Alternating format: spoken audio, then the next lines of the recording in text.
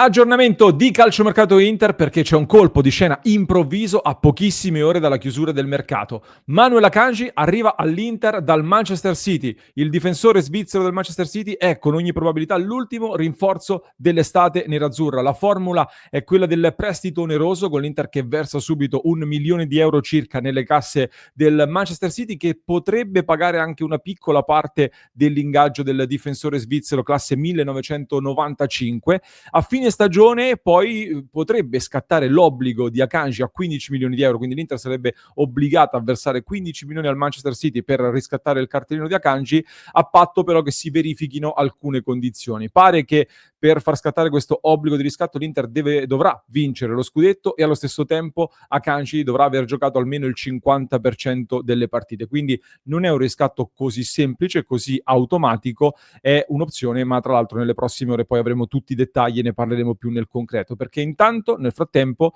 si sta consumando un altro colpo di scena che riguarda invece Benjamin Pavard, che ha un anno in meno di Akanji, era in panchina nella sfida contro l'Udinese in campionato e si sta trasferendo al Marsiglia che sta facendo tante cose in queste ultime ore, giocherà la Champions League e anche con questo ha convinto quindi Pavard ad accettare la destinazione. In Francia parlano di prestito oneroso, anche qua con l'Inter che incassa qualcosina subito, e diritto di riscatto. Il Marsiglia potrà esercitare il riscatto a 15 milioni di euro anche qua al termine di questa stagione. Anche qui però siamo in attesa degli ultimi dettagli e vedremo se tutto sarà confermato, con il Marsiglia che coprirà l'intero ingaggio di Pavard per questa stagione. La domanda più importante che però tutti quanti ci facciamo a questo punto ovviamente è: Akanji all'Inter, Pavard al Marsiglia, ma l'Inter sta facendo una buona operazione? È un buon affare per l'Inter? Sì o no? Ne parliamo in questo nuovo episodio di oggi. Ben ritrovati amiche e amici interisti, vi invito a lasciare un mi piace. Se non l'avete ancora fatto, clic sul tasto iscriviti, mi raccomando, così continuiamo a crescere e non vi perdete la diretta alle 19:30 in cui leggeremo i vostri commenti e sarà una diretta veramente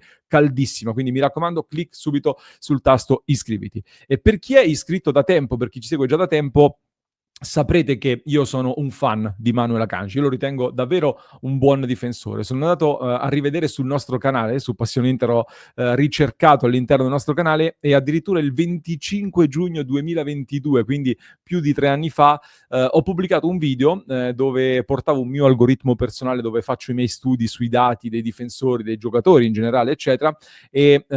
al termine di tutta questa mia analisi Akanji lo avevo indicato come il miglior difensore da prendere nel 2022 per sostituire Skriniar, quindi un anno prima che se ne andasse a parametro zero al Paris Saint-Germain. L'Inter poi da lì a pochi giorni, tra l'altro curiosamente, si era mossa su Akanji dopo il nostro video, alla fine però è arrivato il Manchester City che a settembre, mi sembra, i primi giorni di settembre, chiudeva il mercato in quell'occasione, si presentò con 22 milioni di euro e prese Akanji facendo un buon affare ad un anno dalla sua scadenza con il Borussia Dortmund. In 3 anni poi è stato un calciatore importante del Manchester City, pur avendo avuto diversi problemi fisici, soprattutto nell'ultima stagione, la 24-25, in cui ha saltato in tutto sulle 17-18 partite col City e qualcuna con la nazionale svizzera. Ma l'identikit completo di Akanji e che cosa può dare all'Inter ve lo porterò in un altro contenuto che vi porterò nelle prossime ore. Per il momento, secondo me, dal mio punto di vista, è importante che sappiate che è un difensore di grande esperienza. 30 anni, comunque un giocatore fatto e finito, esperienza internazionale con il City, con il Dortmund, con la nazionale svizzera. È un difensore di piede destro, anche qui perché ho letto già tante cose,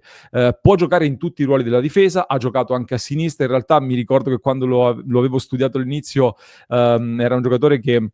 era partito anche giocando offensivo, quasi da attaccante, mi sembra addirittura da trequartista nel settore giovanile. Poi è diventato un difensore che può fare tutti i ruoli della difesa, sia a 3 che a 4, però ecco, principalmente io lo vedo terzo a destra, cioè proprio nel ruolo in cui c'era Pavard e in cui oggi ci sono Bissek e Darmian. Anche per questo motivo, attenzione ad una possibile evoluzione al centro della difesa, che per me è una cosa che può fare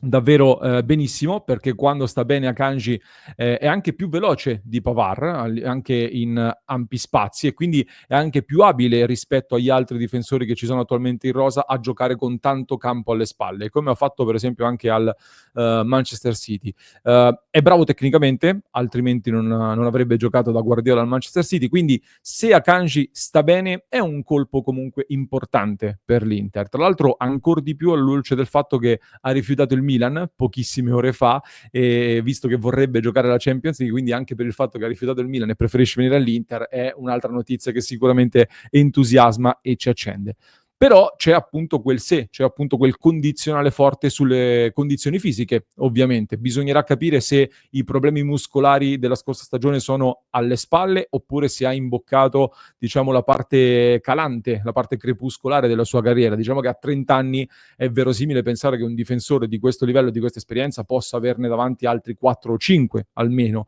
a buon livello. La cosa che più però mi fa interrogare e ci ha fatto accendere nella discussione anche nel club di Passione Inter, su www.passioneinter.club, oggi è stato un pomeriggio molto caldo, quindi vi ricordo sempre la nostra community molto accesa. Qual è la strategia dietro un'operazione lampo fatta così a fine mercato, dopo che lo stesso Marotta, prima di Inter Udinese, ci diceva che la difesa è un problema che vedremo più avanti? Ecco, è stata la partita con l'Udinese a far cambiare l'idea? Ma mi sembra in realtà abbastanza evidente che tutto sia legato a Pavard, comunque, cioè l'affare Akanji all'Inter nasce evidentemente dalla cessione di Pavard, dal fatto che Pavard debba lasciare l'Inter, ma perché quindi fare questo affare ora, in questo momento così? Cioè si è deciso di cacciare Pavard e quindi all'ultimo, visto che non sei riuscito a piazzarlo prima, ti accontenti delle condizioni che all'inizio non ti convincevano? Oppure volevi far partire Pavard, poi non si è presentata l'opportunità giusta, ma adesso si apre l'ipotesi a Kanji e quindi decidi di accontentarti, tra virgolette, sulle condizioni di cessione di Pavard? Oppure ancora, Pavard voleva andare via per forza, vuole andare via per forza e quindi all'ultimo devi piegarti a queste condizioni quando invece prima volevi solo titolo definitivo 20-25 milioni di euro? Ci possono essere anche delle questioni di spogliatoio, tra il padel, le parole di Lautaro, lo stesso Pavard. Ecco, se Akanji ha avuto problemi fisici, anche Pavard sicuramente ha avuto vari problemi, anche se di natura più traumatica che muscolare, come invece ha avuto il difensore svizzero. Comunque il risultato è che rispetto anche alle ultime indicazioni che avevi dato pubblicamente, l'ultimo giorno di mercato stai cambiando piano, lo stai facendo tra l'altro andando a mettere in rosa per la prima volta in tutta l'estate un colpo di esperienza, cosa che non avevi fatto durante il mercato, andando quindi in controtendenza rispetto a quanto fatto fino a qua, e questo ci fa anche interrogare un po' sui famosi paletti di Octree, su che cosa ha limitato davvero alcune operazioni che si sono fatte durante l'estate e non soltanto. Soprattutto lo vai a fare questo intervento in un reparto che, come detto, avevi anticipato che avresti affrontato più avanti. Però questo è il mercato, cambiano le strategie, comunque cambiano le cose anche all'ordine del giorno, quindi immagino che dall'addio di Pavard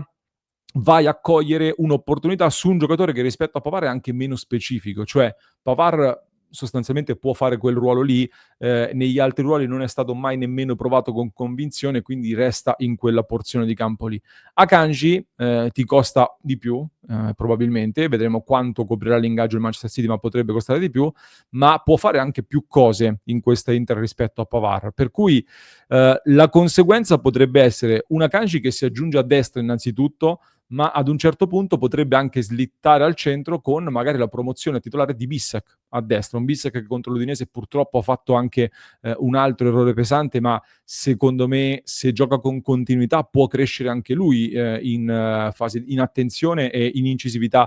difensiva, e Darmian è l'altra alternativa che avresti da terzo lì. Poi dovremmo fare, adesso stavo guardando negli appunti, anche un aggiornamento sulle liste, dei ragionamenti su chi resta fuori dalla lista Champions, ma lo faremo dopo il mercato. Francamente non è un'operazione che mi sarei aspettato all'ultimo giorno di mercato e non è un'operazione che mi infiamma troppo, devo dire, perché io, ecco, se Akanji fosse stato in aggiunta a questa difesa, allora sì, sarebbe stata un'operazione, seppur un altro giocatore di piede destro, e quindi hai già diversi giocatori di piede destro in questa difesa, però era un'operazione in più, lasciavi qualcuno fuori dalle liste Champions, ma ti vai a prendere oggi una possibile opportunità di mercato con un giocatore che rimetti in sesto e tra un anno dovrai fare qualche intervento in meno in difesa. Tra poco su questo tema ci torniamo, però in aggiunta avrebbe avuto molto senso per rinforzare questa retroguardia. In sostituzione di Pavard così all'ultimo giorno la trovo logica, a patto che sia stato proprio Pavard a dire di non poter stare più in questo gruppo, comunque non ci poteva stare più e quindi lo vai a cedere anche a delle condizioni che non ti convincono, cosa che secondo me potevi fare però molto prima, dovevi cercare di fare molto prima, cercando poi di andare ad aggredire il mercato, e questo è un tema che poi tornerà. Però per il momento l'Inter saluta Pavard, che soprattutto nel secondo anno ha deluso le aspettative. Per me il primo anno di Pavard è stato un po' sottovalutato a livello generale, il secondo invece effettivamente è stato deludente. Fa un po' una scommessa sulle condizioni di Akanji, perché se Akanji sta bene ti sistemi la difesa per i prossimi anni, perché può essere veramente più duttile e forse avrebbe da dire forse anche più utile in ottica futura rispetto a Pavard per quello che vuole fare Chivu con la sua Inter. Altrimenti appunto tra un anno ti ritrovi con Acerbi che immaginiamo andrà via, De Vrij che immaginiamo andrà via visto che sono entrambi in scadenza, Akanji che se non lo riscatti andrebbe via, va via anche Darmian. Bisogna rifare un reparto intero, da capire poi sempre Bissek che anche quest'anno ha avuto offerte eccetera, con Pavard che a questo punto, visto che l'hai voluto tagliare, speri che te lo riscattino tra un anno, altrimenti se ti torna anche in rosa Pavard poi anche quella cosa come la gestisci. Quindi può andar bene, ma è un'operazione che vorrei fosse chiarita meglio, vorrei capirne di più e vorrei saperne di più. Fatemi sapere un po' anche le vostre considerazioni, vi aspetto nei commenti qui sotto per sapere la vostra, quali devi siete fatto, quali commenti possiamo aggiungere, così in diretta alle 19:30 approfondiamo tutto. Vi aspetto nel club stasera come ogni lunedì dalle 22, oggi sarà forse la chiamata più calda dell'anno, quindi vi aspetto su passioninter.club se volete partecipare con la nostra community. Vi lascio con un altro approfondimento che trovate in descrizione per chi ci ascolta in podcast, mentre per chi ci segue su YouTube vi basta cliccare qui.